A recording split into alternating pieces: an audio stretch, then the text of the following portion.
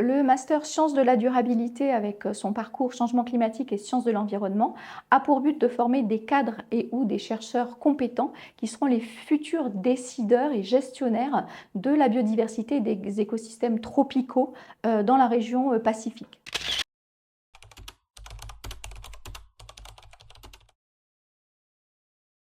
Alors parmi les grands sujets aussi qui sont étudiés dans ce master, eh bien, on trouve tout ce qui est écosystémique, c'est-à-dire les services qui nous sont rendus de manière spontanée par la biodiversité et la nature sans que nous le sachions. Et si on les comprend mieux, ces services écosystémiques, eh bien, on peut aussi en tirer des applications. Et c'est aussi toute l'idée de faire le lien dans ce master entre les travaux de recherche fondamentaux puis appliqués qui nous permettent in fine de tirer des applications, des travaux de recherche dans une perspective de gestion durable et intégrée de la biodiversité et des écosystèmes.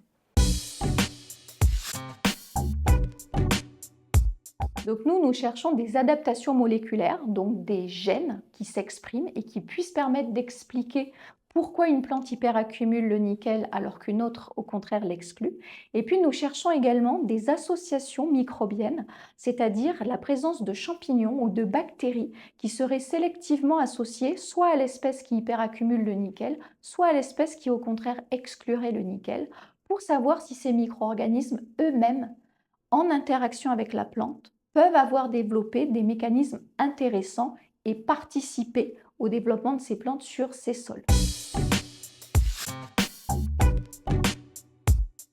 Alors bien sûr, les finalités, c'est de pouvoir utiliser ces plantes soit seules, soit ces plantes et les micro-organismes associés pour faire de la restauration écologique plus efficace, c'est-à-dire qu'il faut refaire pousser les plantes sur ces sols après exploitation minière. C'est soit d'utiliser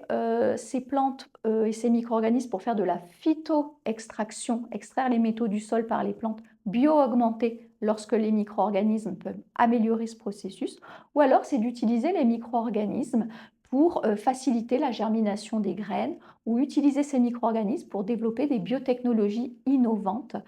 parce qu'ils seraient eux-mêmes capables de capter les métaux, donc pour dépolluer des eaux par exemple ou des sols.